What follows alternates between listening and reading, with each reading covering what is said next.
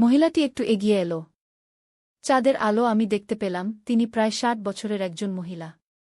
তার পরনে একটা সাদা শাড়ি, চোখে গভীর দৃষ্টি। রাকেশ, মহিলাটি মৃদু হাসলেন। তুমি এখনো খুঁজছ তাকে?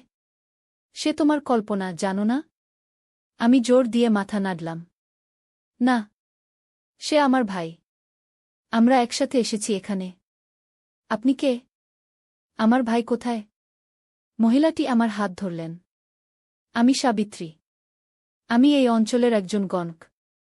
আজ সকালে হোটেলের মালিক আমাকে ফোন করে বলল, একজন তরুণী তার অদৃশ্য ভাইকে খুঁজছে। আমি হাত ছাড়িয়ে নিলাম। গণক? আপনি বিশ্বাস করেন এসব? আমি জানি আমার ভাই আছে। সবাই মিলে আমাকে পাগল বানাচ্ছে। সাবিত্রী শান্তভাবে বললেন, তুমি আমার সাথে আসবে? আমি তোমাকে দেখাতে চাই কিছু। কোথায়? আমার বাড়িতে। এখান থেকে খুব বেশি দূরে নয়।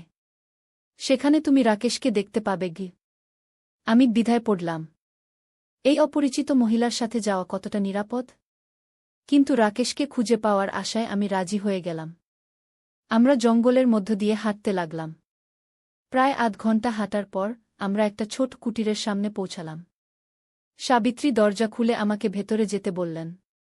ঘরের ভেতরে প্রবেশ করতেই আমি অবাক হয়ে গেলাম। ঘরের মাঝখানে একটা বড় আয়না রাখা। আয়নাটা অদ্ভুত, এর চারপাশে নক্ষত্রের মতো আলো জ্বলছে। এটা কি? আমি জিজ্ঞেস করলাম। এটা সত্য দর্পণ। এই আয়নায় যারা হারিয়ে গেছে তাদের দেখা যায়। এই আয়নায় তুমি রাকেশকে দেখতে পাবে, যদি সে সত্যিই থাকে। আমি ধীরে ধীরে আয়নার সামনে গেলাম। প্রথমে আমি শুধু নিজেকেই দেখতে পেলাম। কিন্তু তারপর অবাক করার মতো আমি দেখতে পেলাম রাকেশ আমার পাশে দাঁড়িয়ে আছে। আমি চমকে উঠলাম, পেছনে তাকালাম, কিন্তু সেখানে কেউ ছিল না। আবার আয়নায় তাকালাম, রাকেশ এখনও সেখানে। রাকেশ, আমি চিৎকার করে উঠলাম। তুমি কোথায়? কেন সবাই বলছে তুমি নেই?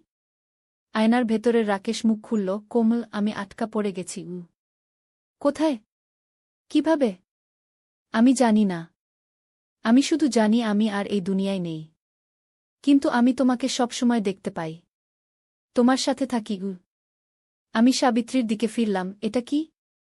কি হচ্ছে এখানে?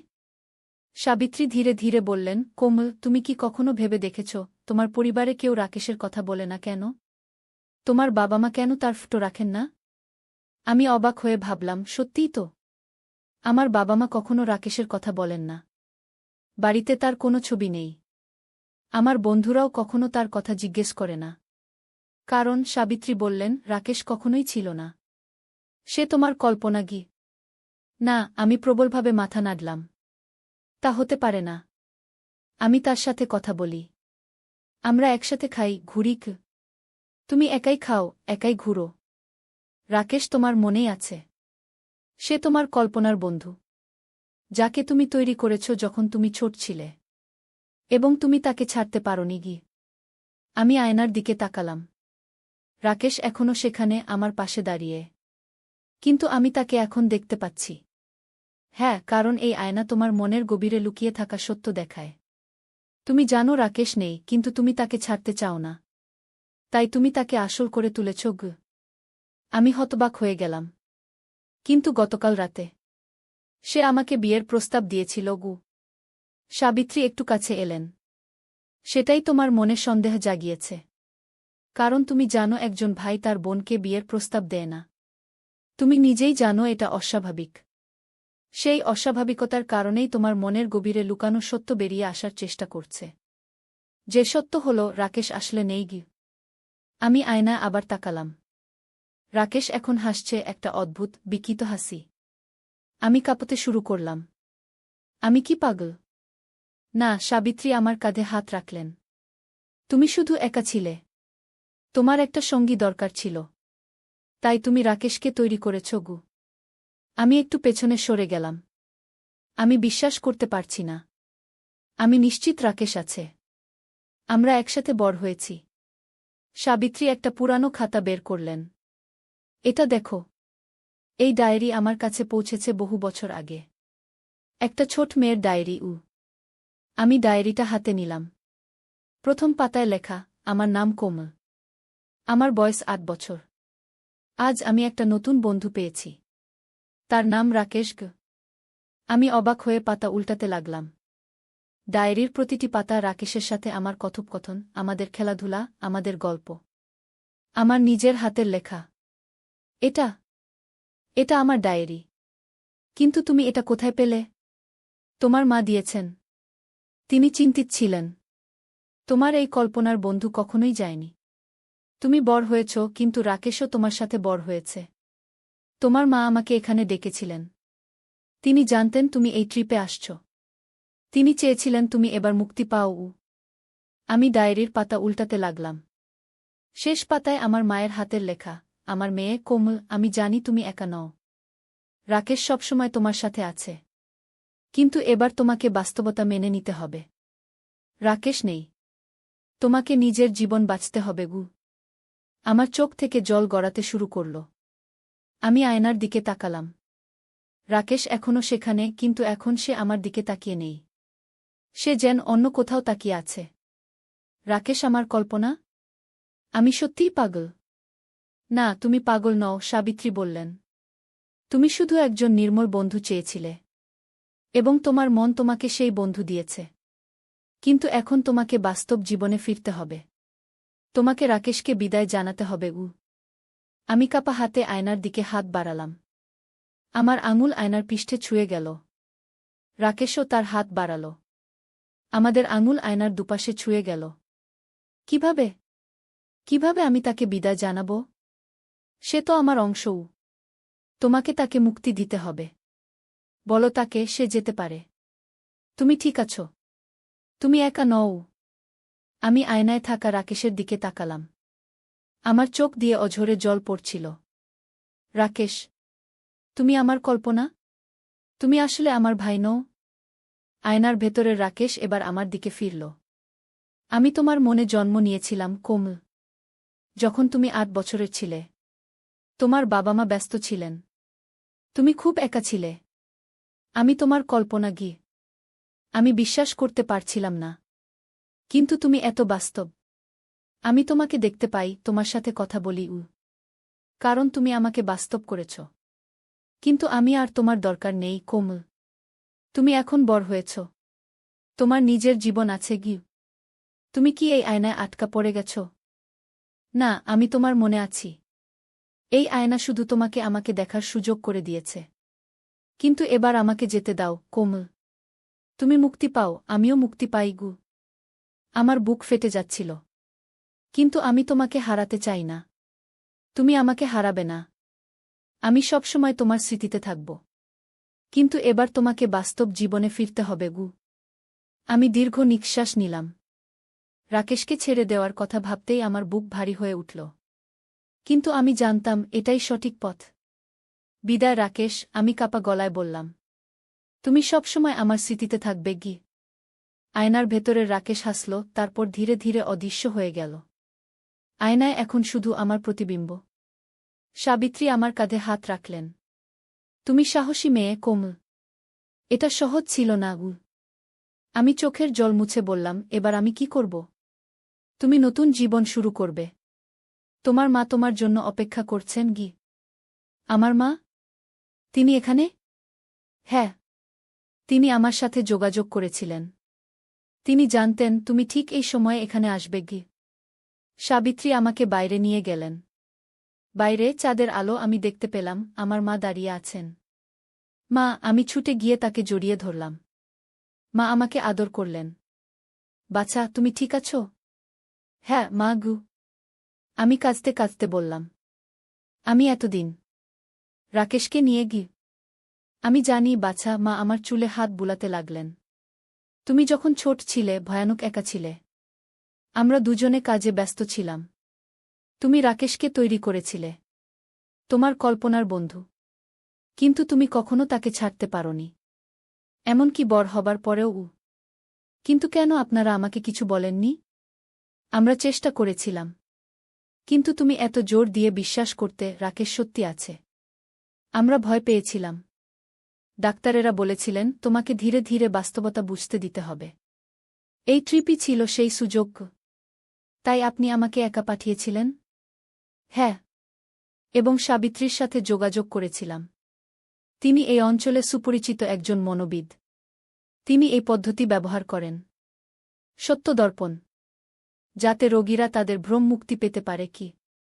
আমি অবাক হয়ে সাবিত্রীর দিকে তাকালাম। আপনি মনোবিদ? সাবিত্রী হাসলেন। হ্যাঁ। আমি এই এলাকার লোকদের সাহায্য করি। আমার পদ্ধতি একটু অস্বাভাবিক, কিন্তু কাজে আসে কি। মা আমার হাত ধরলেন। এবার আমরা বাড়ি ফিরব, কোমল। নতুন জীবন শুরু করব গু। আমি একবার পেছনে ফিরে সাবিত্রীর কুটিরের দিকে তাকালাম। আমার মনে হল আয়নার ভেতর থেকে রাকেশ আমার দিকে হাত নাড়ছে, বিদায় জানাচ্ছে। কিন্তু সেটা হয়তো আমার কল্পনা। 3 মাস পরের কথা। আমি ঢাকা বিশ্ববিদ্যালয়ে পড়াশোনা শুরু করেছি। নতুন বন্ধু পেয়েছি।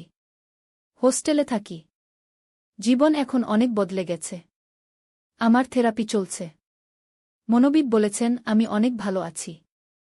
রাকেশকে আমি আর দেখি না। কখনো কখনো মনে পড়ে তার কথা, কিন্তু এখন আমি জানি সে ছিল আমার কল্পনার বন্ধু। আজ আমি ক্যাম্পাসে বসেছিলাম। পাশে একটি ছেলে এসে বসল। এই সিটটা কি খালি? আমি হাসলাম। না, এখানে আমার অদৃশ্য বন্ধু বসে আছে কি। ছেলেটি অবাক হয়ে আমার দিকে তাকাল। আমি হেসে ফেললাম। মজা করছিলাম। বসো উ। সে বসল। আমি অবিক। তুমি? আমি কোমল উ। আমরা কথা বলতে শুরু করলাম। অবিক খুব হাস্যরসিক, ভালো গল্প করে। আমি জীবনে প্রথমবার একজন বাস্তব বন্ধুর সাথে এত খোলামেলা কথা বলছিলাম। অবিক কথা বলতে বলতে হঠাৎ থামল। জানো, তুমি অনেকটা আমার এক বন্ধুর মতো দেখতে গু। কে? আমি জিজ্ঞেস করলাম। রাকেশ। আমরা একসাথে স্কুলে পড়তাম। কিন্তু সে মারা গেছে 10 বছর আগে একটা দুর্ঘটনায় গু। আমার হাত থেকে বইটা পড়ে গেল। কি নাম বললে? রাকেশ। রাকেশ দাস। তুমি তাকে চিনতে? আমি শক্ত হয়ে গেলাম। রাকেশ দাস? আমার কল্পনার বন্ধুর নাম ছিল রাকেশ দাস। এটা কি একটা অদ্ভুত কাকতালীয় ঘটনা? তুমি ঠিক আছো? অভিক আমার দিকে ঝুঁকে এলো। হ্যাঁ। শুধু তোমার বন্ধুর কথা শুনে খারাপ লাগল গু। অভিক বলল, আমার কাছে ওর একটা ছবি আছে। সে মোবাইল বের করে একটা ছবি দেখালো। আমি ছবিটা দেখে হতবাক হয়ে গেলাম। ছবিতে যে ছেলেটি ছিল সে হুবহু আমার কল্পনার বন্ধু রাকেশের মতো দেখতে। কোথায় থাকত তোমার বন্ধু? আমি কাপা গলা জিজ্ঞেস করলাম। গুলশানে। ওর বাবা ছিলেন একজন ব্যবসায়ী গু। আমারও বাবা একজন ব্যবসায়ী। আমরাও গুলশানে থাকতাম। তুমি ওকে চিনতে? অভিক জিজ্ঞেস করল। আমি মাথা নাড়লাম। না। আমি মনে হয় না গে। কিন্তু আমার মনের ভেতর একটা ঝড় বইতে শুরু করেছিল। রাকেশ কি আসলেই আমার কল্পনার বন্ধু ছিল? নাকি আমি কোনোভাবে তার আত্মাকে দেখেছিলাম? পরদিন আমি গুলশানে ফিরে গেলাম। সেই ঠিকানায় গেলাম যেটা অভিক দিয়েছিল, রাকেশের পুরানো বাড়ি। এখন সেখানে অন্য পরিবার থাকে। আমি পাশের বাড়ির বুড়ো দারোজানকে জিজ্ঞেস করলাম, দাদু, আপনি কি এখানে অনেক দিন আছেন? হ্যাঁ মা, প্রায় 2 বছর গো। আপনি কি রাকেশ দাসকে চিনতেন? যারা আগে এই বাড়িতে থাকতেন? দারোজান মাথা নাড়লেন। হ্যাঁ, খুব ভালো ছেলে ছিল রাকেশবাবু। মারা গেছেন একটা দুর্ঘটনায়। ওনার বাবা মা এখন আমেরিকায় থাকেন গে। আপনি কি জানেন আমরা? মানে আমার পরিবার কি এদের চিনত? দারোজান একটু ভেবে বললেন, আপনার বাবা কি দাস সাহেবের সাথে ব্যবসা করতেন? আমি মাথা নাড়লাম। হ্যাঁ। মনে হয় গ। ও, তাহলে আপনি কোমল? রাকেশবাবু আপনার কথা বলতো উ। আমার হৃদয় থেমে গেল। আমার কথা? হ্যাঁ, আপনি তখন খুব ছোট ছিলেন। রাকেশবাবু বলতো, আপনি নাকি ওনাকে দেখতে পেতেন। ওনার মৃত্যুর পরেও উ। আমার হাত পা ঠান্ডা হয়ে গেল। আমি টলতে টলতে বাড়ি ফিরলাম। সন্ধ্যায় আমি মাকে ফোন করলাম। কাপা গলায় জিজ্ঞেস করলাম, মা, তুমি কি রাকেশ দাসকে চিনতে? মায়ের ফোনের ওপাশে নীরবতা। তারপর তিনি ধীরে ধীরে বললেন, তুমি জেনে গেছ? মা, সত্যি বলো। রাকেশ কি আসলেই ছিল? সে কি আমার কল্পনার বন্ধু নয়? কোমল উ। মা দীর্ঘশ্বাস ফেললেন। হ্যাঁ, রাকেশ আসলেই ছিল। তোমার বাবার ব্যবসার অংশীদারের ছেলে। সে মারা যায় একটা গাড়ি দুর্ঘটনায় যখন তোমার বয়স মাত্র ৮ বছর। তোমরা দুজন খুব ভালো বন্ধু ছিলে। তার মৃত্যুর পর তুমি দাবি করতে যে তুমি এখনও তাকে দেখতে পাও। তার সাথে কথা বলো। মা, আমি সত্যিই তাকে দেখতাম গু। আমি কোমল। আমার ভাই রাকেশের সাথে আমার সম্পর্ক কোনোদিনই স্বাভাবিক ছিল না। আমি জানতাম যে ও আমাকে বিশেষভাবে দেখত। কিন্তু আমি কখনোই ভাবিনি যে ও আমাকে বিয়ের প্রস্তাব দেবে। গত মাসে আমরা ওডিশার পুরী সমুদ্র সৈকতে ছিলাম। সন্ধ্যায় সমুদ্রের ধারে বসে রাকেশ হঠাৎ আমার হাত ধরে বলেছিল, কোমল, আমি তোমাকে বিয়ে করতে চাই। আমি ধরেই নিয়েছিলাম ও মজা করছে। হা হা, খুব মজা, তাই না, আমি বলেছিলাম। কিন্তু রাকেশ আমার চোখের দিকে গভীরভাবে তাকিয়ে বলেছিল, না, আমি সিরিয়াস। আমি জানি তুমি আমার বোন। কিন্তু আমি আর লুকাতে পারছি না। আমি তোমাকে ভালোবাসি একজন নারী হিসেবে। আমি উঠে দাঁড়ালাম। এ কি পাগলামি! আমি তোমার বোন, আমরা ভাই বোন, আমি চিৎকার করে উঠেছিলাম। রাকেশ আমার হাত ধরে টেনে নিয়েছিল। আমি জানি তুমিও আমাকে ভালোবাসো, শুধু ভাই হিসেবে নয়। আমার হাত ছাড়িয়ে নিয়ে আমি দ্রুত হোটেলের দিকে হাঁটতে শুরু করলাম। আমার হৃদয় দ্রুত ধুকপুক করছিল, আমার পেটে যেন হাজার প্রজাপতি উঠছিল। কোন যুক্তিতে রাকেশ এমন কথা বলছিল? আমরা কেন এই জায়গায় এসেছি? আমি আমার রুমে ফিরে দরজা বন্ধ করে দিলাম। পরের দিন সকালে আমি হোটেলের লবিতে নাস্তা করতে গেলাম। রাকেশ সেখানে ছিল না। খুঁজে দেখলাম ওর রুমে ও নেই। আমি হোটেলের রিসেপশনে গিয়ে জিজ্ঞেস করলাম, আমার ভাই রাকেশ দাস, রুম নম্বর 21। আপনি জানেন সে কোথায় গেছে? রিসেপশনিস্ট অবাক হয়ে বলল, রুম নম্বর 21? মাদাম, আপনি ভুল করছেন। আপনারা রুম নম্বর 20 এবং 22 বুক করেছেন। আমাদের হোটেলে রুম নম্বর 21 নেই গিয়ে। আমি থতমত খেয়ে গেলাম। কি? কিন্তু রাকেশ আমার ভাই। সে রুম নম্বর 21-এ ছিল। মাদাম, আমরা গত 1 বছর ধরে এই হোটেল চালাচ্ছি। আমাদের এখানে কখনোই রুম নম্বর 21 ছিল না। এটা একটা কুসংস্কার। আপনি বুঝতেই পারছেন। আমি মোবাইল বের করে রাকেশকে ফোন করার চেষ্টা করলাম। কিন্তু ওর নম্বর বলছিল অস্তিত্বহীন। আমি হতভম্ব হয়ে গেলাম। গতকালও তো আমি ওকে ফোন করেছিলাম। এসব কি হচ্ছে? আমি দ্রুত আমার রুমে ফিরে গেলাম। ব্যাগ খুলে দেখলাম রাকেশের একটা ছবিও নেই। আমরা যেসব জায়গায় একসাথে ছবি তুলেছিলাম সেগুলোতে আমি একা। আমার হাত কাঁপতে শুরু করল। আমি কি পাগল হয়ে যাচ্ছি? রাকেশ আমার সাথে এই ট্রিপে আসেনি? কিন্তু গতকাল রাতে সমুদ্রের ধারে ও আমার হাত ধরেছিল, আমাকে বিয়ের প্রস্তাব দিয়েছিল। আমি আবার হোটেলের লবিতে নেমে এলাম। এবার দেখলাম আমাদের ট্যুর গাইড সঞ্জয় সেখানে দাঁড়িয়ে আছে। আমি ওর কাছে গেলাম, সঞ্জয়, তুমি রাকেশকে দেখেছ? আমার ভাই? সঞ্জয় অবাক হয়ে বলল, কোমলদি, আপনি একা এসেছেন? আপনার ভাই? আপনি কার কথা বলছেন? আমার মাথা ঘুরতে শুরু করল। আমি আবার জোর দিয়ে বললাম, রাকেশ আমার ভাই। ও আমার সাথে এসেছে। সঞ্জয় আমার কাঁধে হাত রাখল। আপনি ঠিক আছেন? আপনি একা এসেছেন? আমরা গতকালই দেখা করেছি, মনে নেই? আপনি বলেছিলেন আপনি একটু একা থাকতে চান। তাই আমি আপনাকে সমুদ্রের ধারে একটু সময় দিয়েছিলাম। আমি বিশ্বাস করতে পারছিলাম না। আমি কি সত্যিই পাগল হয়ে যাচ্ছি? রাকেশ কি আমার কল্পনা? কিন্তু ও যে আমার জীবনের অংশ, আমার ভাই। আমরা একসাথে বড় হয়েছি। ঠিক সেই সময় আমার মোবাইলে একটা মেসেজ এলো। ফোনটা বের করে দেখলাম একটা নাম্বার থেকে টেক্সট এসেছে, কোমল, আমাকে খুঁজছ? আমি কোথায় আছি জানতে চাও? রাত 8টায় হোটেলের পেছনে জঙ্গলের ধারে এসো। একা এসো। আমি কাপা হাতে ফোনটা ধরে রাখলাম। এটা কি রাকেশ? কিন্তু সবাই বলছে রাকেশ নেই।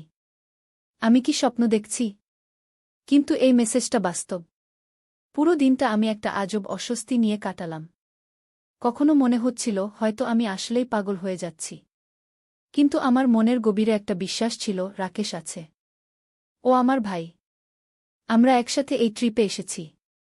কিন্তু কেন সবাই তাকে অস্বীকার করছে? সন্ধ্যা নামতেই আমার হৃদস্পন্দন বেড়ে গেল। আমি কি সত্যিই যাব?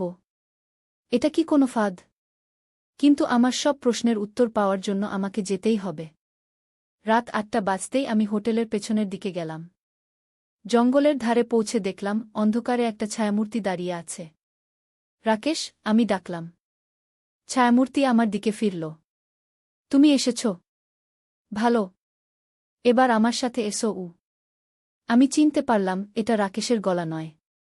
এটা একটা মহিলার কণ্ঠ। আমি এক পা পেছনে সরে গেলাম। আপনি কে? রাকেশ কোথায়? আমরা জানি। ডাক্তাররা বলেছিলেন তুমি মানসিকভাবে আঘাত পেয়েছিলে। তাই তোমার মন রাকেশকে বাঁচিয়ে রেখেছিল। আমরা প্রথমে ভেবেছিলাম তুমি বড় হলে এটা ঠিক হয়ে যাবে। কিন্তু তোমার অবস্থা আরও খারাপ হতে লাগল। তুমি রাকেশের সাথে আরও বেশি সময় কাটাতে শুরু করলে গিয়ে। তাই তোমরা সাবিত্রীর কাছে নিয়ে গেলে গে। হ্যাঁ। সাবিত্রী একজন মনোচিকিৎসক যিনি এই ধরনের কেসে বিশেষজ্ঞ। তিনি বলেছিলেন তোমাকে বুঝতে হবে যে রাকেশ আর নেই। তবেই তুমি সুস্থ হতে পারবে গে। আমি চুপ করে গেলাম। এতদিন আমি ভেবেছিলাম রাকেশ আমার কল্পনার সৃষ্টি। কিন্তু সে আসলেই ছিল। এবং আমি সত্যিই তাকে দেখতাম তার মৃত্যুর পরেও। মা, রাকেশের আত্মা কি সত্যিই আমার সাথে ছিল? আমি জানি না, কোমল মা নরম গলায় বললেন। কিছু কিছু জিনিস আমাদের বোধের বাইরে। হয়তো তুমি সত্যিই তাকে দেখতে পেয়েছিলে। হয়তো তোমার মন তাকে দেখতে চেয়েছিল। যাই হোক, এখন তুমি ভালো আছো, তাই না? হ্যাঁ মা, আমি বললাম। আমি ভালো আছি। আজ আমি আবার পুরী সমুদ্র সৈকতে এসেছি। এবার আমি একা আসিনি। অভিক আমার সাথে আছে। আমরা গত বছর বিয়ে করেছি। সমুদ্রের ধারে বসে আমি চারপাশে তাকালাম। অভিক পানির কাছে মাছ ধরছে। আমি একা বসে আছি বালির উপর।